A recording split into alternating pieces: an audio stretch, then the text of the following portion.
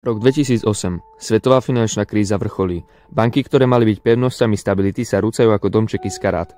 Obrovské finančné inštitúcie krachujú. Ľudia prichádzajú o celoživotné úspory, o prácu a o svoje domovy.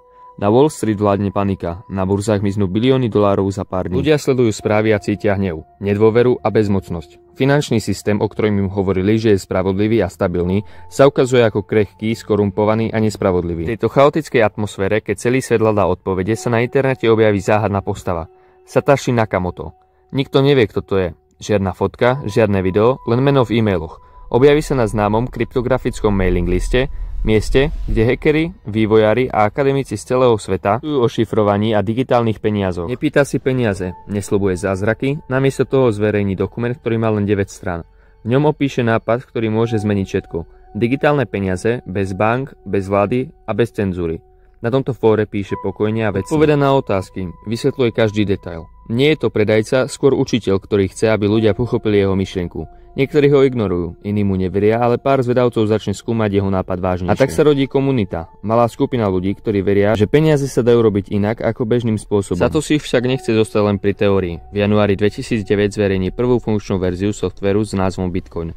Každý si ho môže zadarmo stiahnuť, spustiť na svojom počítači a zapojiť sa do siete. Do jeho kódu schová odkaz z novín. Dátum 3. januára 2009. Kancelár na pokraji druhého záchranného balíka pre banky. Je to jeho posolstvo svetu. Výkrik proti systému, ktorý zachraňuje banky, ale nie obyčajných ľudí. Spočiatku Bitcoin je len hrstka ľudí. Diskutujú na fóre Bitcoin Talk, ktorý sám Satoshi zakladá. Debaty sú technické, ale aj filozofické. O slobode, o tom, ako sa dá vybudovať mena, ktorú nikto nemôže ovládnuť. Medzi prvými k tomu naozaj rozumie je Hal Finney, známy kryptograf z Kalifornie. Práve on dostane prvú bitcoinovú transakciu v histórii, priamo od Satoshi. Dvaja ľudia na opačných koncoch sveta si pošlú digitálne peniaze bez banky. Na tú dobu to bol obrovský úspech. V tom čase nemá Bitcoin žiadnu cenu. Ľudia si ho len posielajú medzi sebou na testovanie. Ťažiť ho môže každý. Stačí obyčajný počítač. No čoskoro si niekto položí jednoduchú otázku. Má to vôbec nejakú cenu?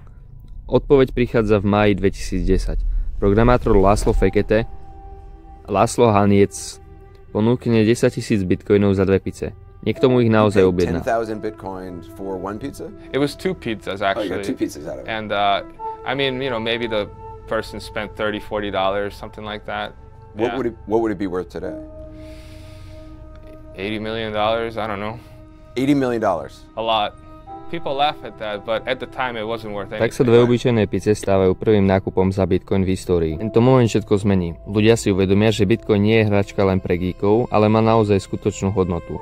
Nie preto, že to povedala banka, ale preto, že sa na tom dohodli ľudia. Postupne vznikajú prvé miesta, kde sa dá Bitcoin vymeniť za doláre. Prvé burzy a prvé obchody medzi neznámymi na internete. Cena najprv len pár centov, potom doláre. Bitcoin sa z malej komunity šifrovaných e-mailov dostáva do celého sveta. Tento moment všetko zmení. Ľudia si uvedomia, že Bitcoin nie je len nejaký experiment. Má skutočnú hodnotu, pretože za niekto naozaj zaplatil jedno. Na internetových fórach sa začnú objavovať inzeráty. Predám 1000 bitcoinov za $10. Kúpim Bitcoin cez PayPal. Neboli žiadne aplikácie, žiadne veľké burzy.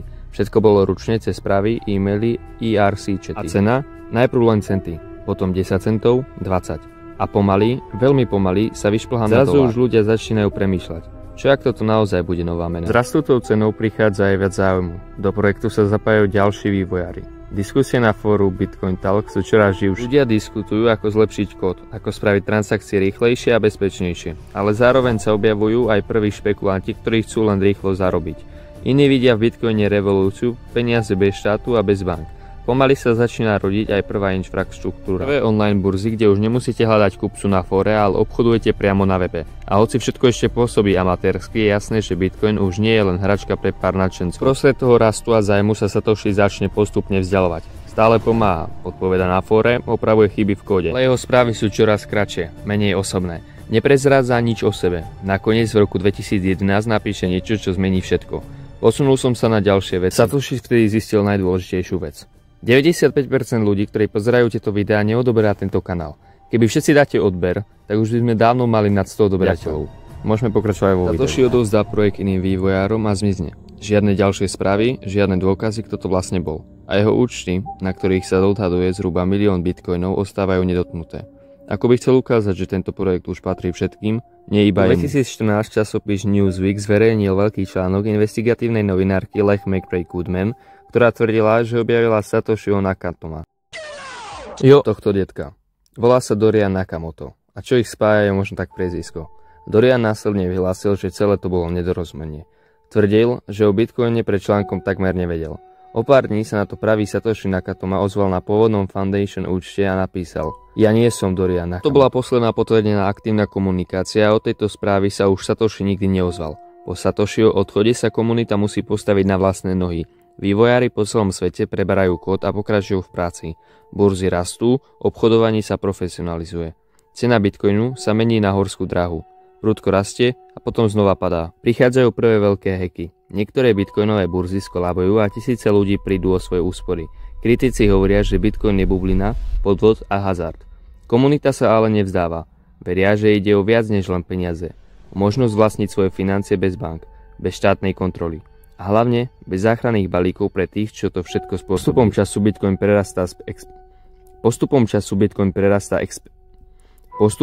Bitcoin prerastá z experimentu pre úzkú skupinu nadšencov na globálny fenomén. Začínajú ho používať nielen technickí nadšenci, ale aj investori, podnikatelia a dokonca aj veľké firmy. Ktoré krajiny začínajú skúmať jeho potenciál a iného ho zakazujú.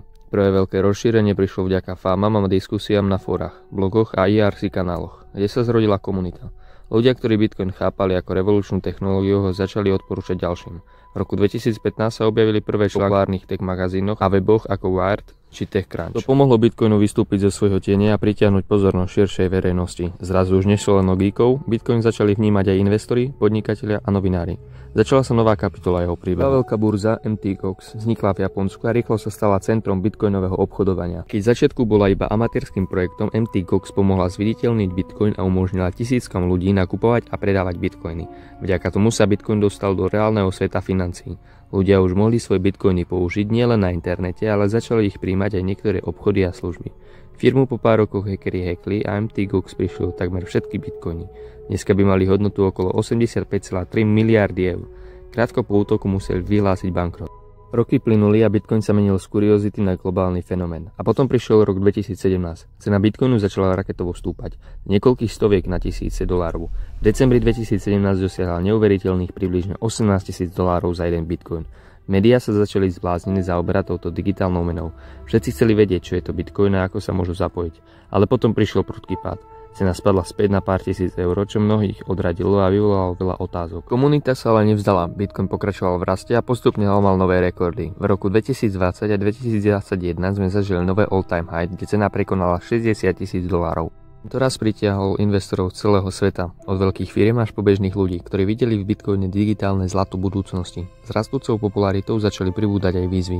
Regulátori z celého sveta sa začali pýtať, čo s touto novou digitálnou menou robiť. Ktoré krajiny ju prijali, iné zakázali. Boli tu obavy z prania špinavých peňazí, nelegálnych obchodov, ale aj z extrémnej volatility ceny. Bitcoin odolával. Pre mnohých sa stal symbolom slobody, spôsobom, ako mať kontrolu nad vlastnými peniazmi bez zásahu bank či iných štátov. Bitcoin už nebol len digitálnou menou, stal sa základom novej digitálnej éry. Rok 2024 priniesol nové vlny záujmu o Bitcoin.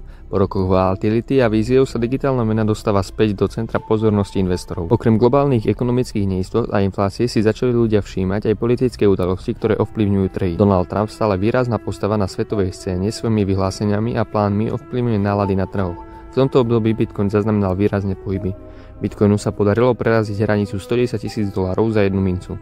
Aj keď cena kolíše a volatilita zostáva vysoká, mnohí investori veria, že toto digitálne aktívum má potenciál dosiahnuť nové historické maxima, ďaleko za hranicou všetkých predchádzajúcich rekordov. Táto vízia pritiahla do kryptosveta nových hráčov a zvýšila záujem o Bitcoin ako investičný nástroj do budúcnosti. Ďakujem, že ste si toto video pozreli až do konca. Kľudne napíšte do komentárov, aké video by ste chceli vidieť ako ďalšie a nezabudnite na odber a like. Plus, kto mi pošle do správy na Instagrame screenshot, že si toto video pozrel až sem a napíše heslo cash a bude mať follow, dostane odo mňa malý darček. Vidíme sa pri ďalšom videu. Čaute.